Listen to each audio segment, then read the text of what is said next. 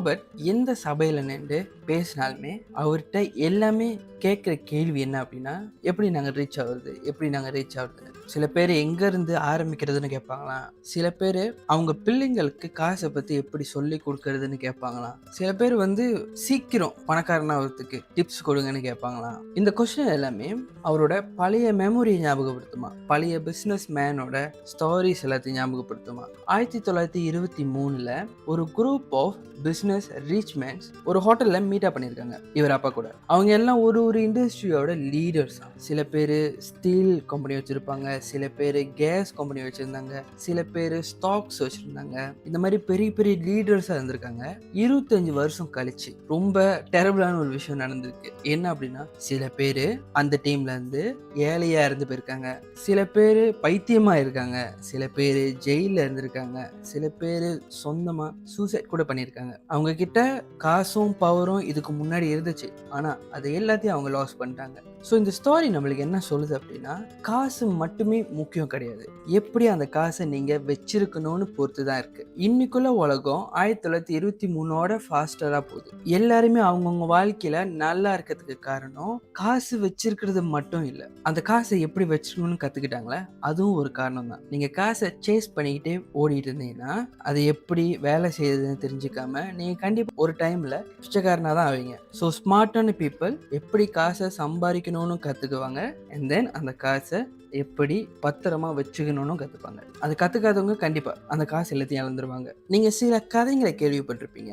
சில பேர் லாட்ரியில் பெரிய காசு அவங்க எடுத்திருப்பாங்க, ஆனால் அவ்வளோ காசும் அவங்க லூஸ் பண்ணியிருப்பாங்க, இப்போ போரா இருந்திருப்பாங்க. அவங்க ரொம்ப ரொம்ப சீக்கிரமாக ரிச் ஆகிருப்பாங்க, அதே வேகத்தில் போராயிருப்பாங்க. அப்படிதான் ஒரு பாஸ்கெட் பால் பிளேயர் இருந்திருக்காரு. அவரு மில்லியன்ல சம்பாரிச்சிருக்காரு, ஆனா அவரோட கடைசி காலத்துல ஒரு கார் வாஷ்ல வேலை செஞ்சு இறந்து போயிருக்காரு. அவர் எப்பவுமே அவரோட கையில அவரு பாஸ்கெட் பால் பிளேயரா இருக்கிறப்ப அவருக்கு கொடுத்த ஒரு சாம்பியன் ரிங்கை எப்பவுமே போட்டிருப்பாரா, அந்த ரிங்கை கழட்டவே மாட்டாராம். அவ்வளோ ஆர்வம் அவரோட பாஸ்கெட் பால் கெரியர்ல. ஆனா அவருக்கு ஃபைனான்சியல் ஸ்கில்ஸ் இல்லாதனால அவரோட காசை அவரால் மேனேஜ் பண்ண முடியாம கடைசி அவர் ப்ரோக் ஆயிட்டாரு. நம்ம ராபர்ட்டோட ரிஜிஸ்டர் கிட்ட ஆளுங்க எப்படி பணக்காரனா ஆகணும்னு கேட்டாங்கன்னா அவர் ஒண்ணுதான் சொல்லுவாராம், நீங்க ரீச் ஆகணும் அப்படின்னா காசை பத்தி கத்துக்கோங்க, சம்பாதிக்கிறது மட்டும் முக்கியம் கிடையாது. போர்டேட் மாதிரி வெறும் புக்கில் உள்ள விஷயத்த மட்டுமே சொல்லி கொடுக்காம இவரு ஃபைனான்சியலா எப்படி இருக்கணும்னு சொல்லி கொடுத்துருக்காரு.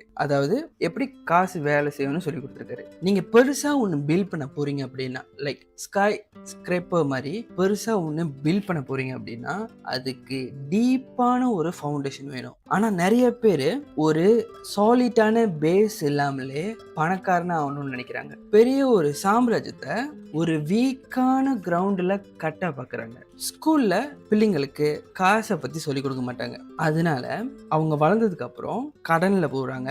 அண்ட் அதை மீண்டு வரதுக்கான ஆன்சர் என்ன யோசிக்கிறாங்க அப்படின்னா, சீக்கிரம் ரிச் ஆகுறது அப்படின்னு யோசிக்கிறாங்க. ஆனா அவங்களோட ஃபவுண்டேஷன் அங்க நில குறைஞ்சு போயிருக்கு, அவங்களுக்கு அது தெரியல. அதனாலதான் நிறைய பேர்த்தோட லைஃப் ஸ்ட்ரெஸ் ஆகுது, ஃபைனான்ஷியலா நிறைய ப்ராப்ளம் ஃபேஸ் பண்றாங்க அவங்க. நம்ம ராபர்ட்டும் மைக்கும் ரொம்ப லக்கி, ஏன்னா அவங்களோட சின்ன வயசுலேருந்தே காசுனா என்னன்னு கற்றுக் கொடுக்கறதுக்கு ஒரு ஆள் இருந்திருக்காங்க பக்கத்துல. அக்கௌண்டிங் பண்றது போரிங் தான், ஆனால் ராபர்ட்டோட ரிஜிஸ்டர் அக்கௌண்டிங்கை டிராவிங்லே செஞ்சு காட்டிட்டு வரான். ஸோ அவர் கொடுக்குற டிராவிங் ஒன்றும் அவ்வளோ பயனுள்ளதாக இருக்குமா. அதை வச்சு தான் இவங்க 2 பேரும் வளர்ந்துருக்காங்க, எப்படி வெல்த்தாக இருக்கணும்னு கற்றுருக்காங்க. நம்ம மைக் இருக்கார்ல, ரிச் டேடோட உண்மையான மகன், அவரு இந்த காசை பற்றி இன்னும் அட்வான்ஸான ஸ்கில் கற்றுக்கிட்டு அவங்களோட அப்பாவோட எம்பையரை அவரு தான் இன்னமும் பில்ட் பண்ணியிருக்காரு. நம்ம ரிஜிஸ்டர் மெயினாக ஒரு ரூல்ஸ் சொல்லுவாராம், உங்களுக்கு அசெட்ஸ்க்கும் அதாவது சொத்து, லைபிலிட்டிக்கும் அதாவது கடன், இது ரெண்டுத்துக்கும் உங்களுக்கு வித்தியாசம் கண்டிப்பா தெரியணும். இது தெரிஞ்சா போதும்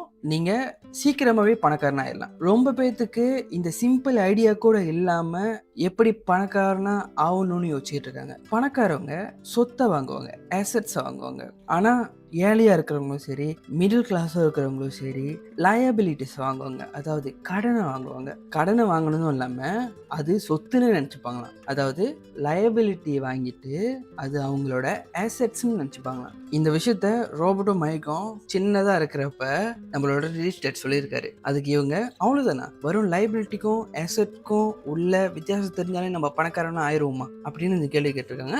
அதுக்கு ரிலீஸ் டேட் ஆமா ரொம்ப ரொம்ப சிம்பிள், இது தெரிஞ்சாலே போதும் நீங்க பணக்காரனா ஆயிருவீங்கன்னு சொல்லியிருக்காரு. அப்ப இவங்க 2 பேத்துக்கும் ஒரு கியூரியாசிட்டி, ஏன் இந்த அடல்ட்லாம் இது தெரியாம இருக்காங்க, இது ரொம்ப சிம்பிளா இருக்க, ஏன் அடல்ட் இது தெரியாம இருக்காங்க அப்படின்ற கேள்வி வரப்ப ரிஷர் சொல்லியிருக்காரு, அதாவது இவங்க எல்லாம் ப்ரொஃபஷனலா இருக்காங்கன்னு சொல்லிட்டு ஒரு சிம்பிளான விஷயத்த ரொம்ப காம்ப்ளிகேட் பண்ணிக்கிறாங்க அப்படின்னு சொல்லியிருக்காரு. ரிஷர் சொன்னாராம், ஆசெட் காசை உங்களோட பாக்கெட்ல வந்து சேர்க்கும், லயபிலிட்டி காசை உங்களோட பாக்கெட்ல இருந்து எடுக்கும். ஸோ அதுக்கும் அவரு டிராவிங்லாம் சொல்லி கொடுத்துருக்காரு. நீங்க நம்பர்ஸை தெரிஞ்சுக்கிறது மட்டும் பெருசு இல்லை, அந்த நம்பர்ஸை புரிஞ்சுக்கணும், அந்த நம்பர்ஸ் உங்ககிட்ட என்ன சொல்லுதுன்னு நீங்க புரிஞ்சுக்கணும். அந்த மாதிரி புரிஞ்சுக்க முடியல அப்படின்னா உங்களுக்கு ஆசெட்க்கும் லயபிலிட்டிக்கும் வித்தியாசம் தெரியாதுன்னு சொல்லியிருக்காரு. அதாவது ரொம்ப சிம்பிள், உங்களோட ஆசெட் என்ன உங்களுக்கு பில் பண்ணி கொடுக்குது, உங்க லயபிலிட்டி உங்களுக்கு என்ன பில் பண்ணி கொடுக்குது, இது நம்பர்ஸ்லேயே ஈஸியாக பார்த்துடலாம். எப்படி மக்கள் அவங்களோட கேஷை ஹேண்டில் பண்றாங்கன்றத வச்சு அந்த கேஷ் அந்த மக்கள் பத்தியான கதையை சொல்லுமா. போரா இருக்கிறவங்களோ இல்லை மிடில் கிளாஸாக இருக்கிறவங்களும் லயபிலிட்டியை வாங்குவாங்க, லைக் பெரிய வீடு பெரிய கார்ஸ் அந்த மாதிரி. ஆனால் ரிச் பீப்புள் சொத்தை வாங்குவாங்க, ஆசெட்ஸ் வாங்குவாங்க. அந்த ஆசெட்ஸ் அவங்களுக்கு காசு சம்பாரிச்சு கொடுக்கும். ரொம்ப பேர் நினச்சிக்கிறாங்க நிறைய காசு இருந்தால் அவங்களோட ப்ராப்ளம் சால்வ் ஆகும், ஆனால் அது உண்மை கிடையாது. நிறைய காசு இருந்தால் நீங்கள் நிறைய ஸ்பெண்ட் பண்ணுவீங்க. அதனால உங்களுக்கு உங்களோட வேலை இடத்துல சம்பள உயர்வு கிடைச்சா கூட உங்களுக்கு உதவி பண்ணது, ஏன்னா நிறைய காசு வந்துச்சு, இன்னும் நீங்கள் நிறைய செலவு பண்ண போறீங்க. எல்லாருமே ஸ்கூலுக்கு போகிறாங்க, ஸ்கூல் முடிஞ்சோடனே வேலைக்கு போகிறாங்க, வேலைக்கு போய் கஷ்டப்பட்டு வேலை செய்கிறாங்க, ஆனால் ஃபைனான்ஷியலாக இன்னும் ஸ்ட்ரகிள் தான் படுறாங்க. ஏன்னா அவங்களுக்கு யாருமே காசை எப்படி மேனேஜ் பண்ணணும்னு சொல்லி கொடுக்கல, அவங்களுக்கு எல்லாருமே எப்படி ஏர்ன் பண்ணணும் எப்படி சம்பாதிக்கணும்னு தான் சொல்லி கொடுத்துருக்காங்களே தவிர எப்படி மேனேஜ் பண்ணணும் எப்படி கேஷ் ஃப்ளோ ஆகுது இதெல்லாம் சொல்லி கொடுக்கல. அதனால தான் ஒரு ஆள் எவ்வளோதான் ஸ்மார்ட்டாக இருந்தாலுமே அவங்களோட கெரியரில் எவ்வளோ சக்ஸஸ்ஃபுல்லாக இருந்தாலுமே கடைசியாக அவங்க ப்ரோக் ஆகுறாங்க. இப்போ சும்மா ஒரு கதை வச்சுப்போமே, எப்படி அப்படின்னா ஒரு யங் கப்பல் இருக்காங்க, இப்போ தான் புதுசாக கல்யாணம் பண்ணியிருக்காங்க, அவங்களுக்குன்னு தனித்தனி ஜாப்ஸ் இருக்குது. ஓகே, தென் அவங்க வீடு வாங்குறாங்க, அவங்க இன்கம் இன்னும் நிறையா வர்றப்ப இன்னும் அதிகமாக ஸ்பெண்ட் பண்ணுறாங்க. அதாவது டேக்ஸஸ் பெருசாக கட்டுறாங்க, வீடை ரெனோவேஷன் பண்ணுறாங்க, ஃபர்னிச்சர்ஸ் வாங்குறாங்க, கார்ஸ் வாங்குறாங்க, கிரெடிட் கார்ட்ஸ் வாங்குறாங்க. இதெல்லாம் நடந்ததுக்கப்புறம் என்ன ஆகும்னா அவங்களும் அதே ரேட் ரேஸில் பூந்துடுறாங்க. ரேட் ரேஸ்னால் இதுக்கு முன்னாடி சொன்னது தான், வேலைக்கு போகிறது சம்பாதிக்கிறது காசு வரும் பில்ஸ் பே பண்ணுறது, வேலைக்கு போகிறது சம்பாதிக்கிறது காசு வரும் பில்ஸ் பே பண்ணுறது, இதுதான் ரேட் ரேஸ். ஸோ அதனால பில்ஸை பே பண்ணுறதுக்காகவே இவங்க வேலைக்கு போகிற நிலைமை ஆயிடுது. அப்புறம் என்ன நினச்சிக்கிறாங்க அப்படின்னா நம்ம லோன் எடுத்தோம் அப்படின்னா இந்த கிரெடிட் கார்டோட கடனை இந்த லோன்லேருந்து அடிச்சிடலாம் அப்படின்னு யோசிக்கிறாங்க. ஆனால் அவங்களுக்கு புரிய மாட்டேங்குது, அவங்களோட கடனை நவுத்தி தான் வைக்கிறாங்க, திருப்பி விடுறாங்க, அவ்வளோதான் வேற இடத்துக்கு. ஆனால் இந்த கடன் அங்கே போய் தான் உட்காந்துட்டு இருக்கு. அவங்களோட வேற இடத்துல அவங்களுக்கு சம்பள உயர்வு நடந்தாலும் பிரச்சனை இல்லை, ஏன்னா அவங்க இன்னும் நிறைய ஸ்பெண்ட் பண்ண போறாங்க, கடனை கட்டுறதுக்கே நிறைய ஸ்பெண்ட் பண்ண போறாங்க. ஸோ அவங்க கடைசி வரைக்கும் அவங்களோட உண்மையான பிரச்சனையை பார்க்கவே முடியாது, அவங்களோட மணியை அவங்க மேனேஜ் பண்ண மாட்டாங்கன்னு அவங்களுக்கு தெரியவும் தெரியாது. ஸோ அவங்க இதில் என்ன பண்ணோம் அப்படின்னா ஃபைனான்ஷியல் ஸ்கில்ஸ் அவங்க கற்றுக்கணும். காசு மட்டும் சம்பாதிக்கிறது பத்தாது, ஃபைனான்ஷியல் ஸ்கில்ஸ் கண்டிப்பாக ஒரு ஃபேமிலி கற்றுக்கணும். ராபர்ட்டோட ரிச் டேட் ஜப்பானில் 3 ரெஸ்பெக்டான பவர்ஸ் இருக்குன்னு சொல்லியிருக்காரு. 1 த ஸ்வாட் அதாவது ஸ்ட்ரென்த், 2 த ஜெவல் அதாவது பணம், 3வது த மிரர் அதாவது செல்ஃப் நாலேஜ். இதிலே வச்சு த மிரர் அப்படின்னு சொல்ற பவர் தான் மோஸ்ட் பவர்ஃபுல்லான பவரா. அதாவது எல்லாருமே காசு இவங்களை கண்ட்ரோல் பண்ணுறதுன்னு புரிஞ்சுப்பாங்க, புரிஞ்சுக்கிட்டு எப்பவுமே அவங்க கிட்ட இருந்து ஒரு கொஸ்டின் கேட்பாங்க, நம்ம பண்ணுறது சரியா, நம்ம எல்லாத்தையும் ஃபாலோ பண்ணுறோம், எல்லாருமே வீடு வாங்கினா நம்ம ஏன் வீடு வாங்குறோம், எல்லாருமே லோன் எடுக்கிறாங்கன்னா நம்ம ஏன் லோன் எடுக்கிறோம், ஏன் எல்லாருக்கூடயும் நம்ம எப்பவுமே கீப்பாப்லேயே இருக்கணும்னு யோசிக்கணும்னு சொல்லிட்டு இந்த கேள்வி அவங்க கேட்டுக்கிட்டே இருப்பாங்க. மக்கள் எல்லாருமே இன்னொருத்தவங்களோட டிஃப்ரெண்டாக யோசிக்க பயப்படுவாங்க, ஏன்னா உங்களோட சுற்றி இருக்கிறவங்க எல்லாமே உங்களுக்கு கேள்வி கேட்பாங்க, நீ மட்டும் ஏன் எப்படி இருக்க, லைக் நான் வீடு வாங்கிட்டேன் நீ வீடு வாங்கல, நான் கார் வாங்கிட்டேன் நீ ஒன்றும் கார் வாங்கல, நான் பைக் வச்சிருக்கேன் நீ ஒன்றும் பைக் வாங்கல, அந்த மாதிரி டிஃப்ரெண்டாக இருக்கிறனால மக்கள் கேள்வி கேட்பாங்க. இந்த கேள்விங்களுக்கு பயந்துக்கிட்டே நம்ம மக்களும் என்ன பண்ணுவாங்க, ஒரு சேஃபான ஜாப்ல இருக்கணும், எந்த ரிஸ்க்கும் இருக்கக்கூடாது அப்படின்னு சொல்லி எப்பவுமே பதுங்கே இருப்பாங்க, டிஃப்ரெண்டாக யோசிக்க முயற்சி கூட பண்ண மாட்டாங்க. ஆனால் நம்மளோட மைக்கும் ரோபோட்டும் அப்படி கிடையாது இல்லையா, ஏன்னா இவங்க 2 பேரும் ரிச் ரிச் டேடோட வார்த்தைகளை கேட்டு தான் வாழ்ந்திருக்காங்க. அதுவும் இல்லாமல் நம்ம ரிச் டேட் இந்த பெரிய பெரிய ஆளுங்க கூட மீட்டிங்கில் இருக்கிறப்ப, லாயர்ஸ் கூட மீட்டிங்கில் இருக்கிறப்ப, பேங்கர்ஸ் கூட மீட்டிங்கில் இருக்கிறப்ப இவங்க கேட்பாங்க, என்னதான் இவங்கெல்லாம் பேசுகிறாங்க, எல்லாமே ஸ்மார்ட் பீப்புள் என்னதான் பேசுகிறாங்கன்ட்டு. இந்த கேள்விகளை கேட்டு வளர்ந்தவங்க அவங்களோட ஸ்கூலில் கற்றுக்காத விஷயத்தை எல்லாத்தையும் வீட்டில் இருந்தே கற்றுக்கிட்டவங்க. ஏன்னா நம்மளோட டீச்சருக்கு எல்லாத்துக்கும் நம்ம கேள்வி கேட்டால் பிடிக்காது. அவங்களுக்கு முக்கியம் என்ன அப்படின்னா, நீங்கள் ஃபெயில் பண்ணாமல் செம்மையான மார்க்ஸ் எடுக்கணும். அந்த மாதிரி எடுக்கல அப்படின்னா உங்களோட வாழ்க்கையில் நீங்கள் தோற்றுருவீங்க. அதுதான் அவங்களுக்கு முக்கியம். ஆனால் ரோபோட்டும் மைக்கும் அப்படி இல்லை இல்லையா?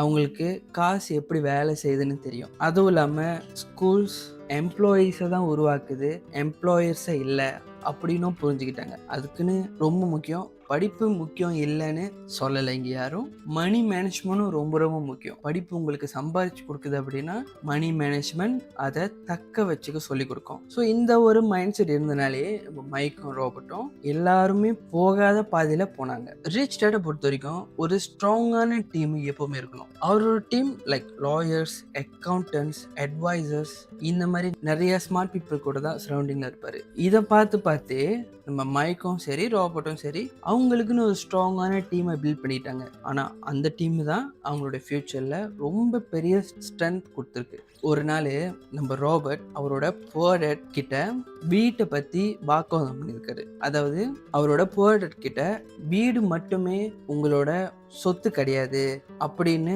வாக்குவாதம் நடந்திருக்கு. ஏன்னா அவர் வீட்டை தான் அவரோட பிக்கஸ்ட் இன்வெஸ்ட்மெண்ட்டாக பார்த்துருக்காரு. ஆனால் அவர் கொஞ்சம் கூட ரியலைஸே பண்ணல, அத்தனை வருஷம் இவரோட பாக்கெட்லேருந்து அவ்வளோ காசு அந்த வீடு எடுத்திருக்குன்னு அவர் புரிஞ்சிக்கல. அவரோட பாக்கெட்டுக்கு அந்த காசு போல, பாக்கெட்லேருந்து எடுத்திருக்கு அந்த வீடு. நிறையா காசு இழந்திருக்காரு, மெயின்டெனன்ஸுக்கு நிறைய எடுத்திருக்கு, ரெனோவேஷனுக்கு நிறைய எடுத்திருக்கு, அதுவும் இல்லாமல் மற்ற எக்ஸ்பென்சஸ்க்குலாம் இன்னும் நிறைய எடுத்திருக்கு.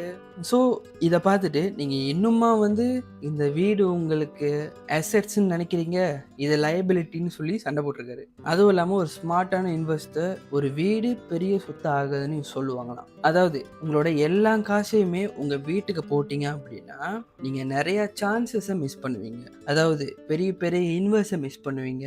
அந்த இன்வெஸ்ட்டை மிஸ் பண்ணனால உங்களோட வெல்த் க்ரோ ஆகவே ஆகாது. உங்களோட டைமை மிஸ் பண்ணுவீங்க, உங்கள் காசை மிஸ் பண்ணுவீங்க, உங்கள் எக்ஸ்பீரியன்ஸை மிஸ் பண்ணுவீங்க. ஸோ அதனால தான் ரிச் டேட் எப்பவுமே சொல்லுவாராம், அசெட்ஸை முதல்ல வாங்குங்க, அந்த அசெட்ஸ் உங்களோட ட்ரீம் ஹோமுக்கு பே பண்ண வைங்க அப்படின்ட்டு. அதை விட்டு உங்களோட ட்ரீம் ஹோமை வாங்கிட்டு இந்த ட்ரீம் ஹோமு தான் உங்களோட அசெட்னு சொல்லக்கூடாதுன்னு சொல்லுவார். நம்ம போட சம்பாதிக்கிறதும் சரி அவரோட லைபிலிட்டியும் சரி ஈக்குவலாக இருக்குமா. அவர் சம்பாதிக்கிறது அப்படியே அவரோட கடனுக்கு போகும். ஆனால் ரிச் டேட் அவரோட அசெட்ஸை பில்ட் பண்ணுவார். அசெட்ஸை பில்ட் பண்ணனால அவர் இன்னும் வளர்ந்துக்கிட்டே இருப்பார். அதனால தான் எல்லாருமே சொல்லுவாங்க, rich people get richer, poor people get poorer அப்படின்னு சொல்லிட்டு. ஏன்னா ரிச் பீப்புளுக்கு காசு எப்படி வேலை செய்யுதுன்னு கண்டிப்பாக தெரியும். எல்லாருமே மியூச்சுவல் ஃபண்ட் தான் சேஃப்டி அப்படின்னு யோசிச்சு வச்சுருக்காங்க. அதாவது உங்கள் காசை நீங்கள் சேர்த்துட்டு அதை கொண்டு போய் பேங்கில் போட்டு பேங்க்காரன் டீல் பண்ணிப்பான், உங்களுக்கு எக்ஸ்ட்ரா காசு கிடைக்கும் அதுலேருந்து அப்படின்னு சொல்லி அதுதான் சேஃப்னு சொல்லி எல்லாருமே யோசிக்கிறாங்க. ஆனால் உண்மையான சேஃபஸ்ட் இன்கம் எது தெரியுமா? உங்களோட ஃபைனான்ஷியல் எஜுகேஷனை பில்ட் பண்ணிக்கோங்க. இதுதான் சேஃபான இன்கம். அது இல்லை அப்படின்னா எந்த இன்வெஸ்ட்மெண்ட்டும் சேஃபான இன்வெஸ்ட்மெண்ட் கிடையாது. எல்லா இன்வெஸ்ட்மெண்ட்டும் ரிஸ்கியான இன்வெஸ்ட்மெண்ட் தான். மக்கள் காசை பற்றி சீக்கிரம் கற்றுக்கல அப்படின்னா கடைசியில் அவங்க இந்த மியூச்சுவல் ஃபண்ட் மாதிரி காசை வேற ஆள் கொடுத்துட்டு அவங்களோட வாழ்க்கை ஃபுல்லாக உட்காந்துருக்க வேண்டியதுதான். அதாவது அவங்க உண்மையாக வெல்த் ஆகிறதுக்கான வாய்ப்பை ரொம்ப சின்னதாக லிமிட் பண்ணி வச்சிடுறாங்க. நிறைய எம்ப்ளாயீஸ் 3 குரூப்புக்கு கீழே வேலை செய்வாங்க.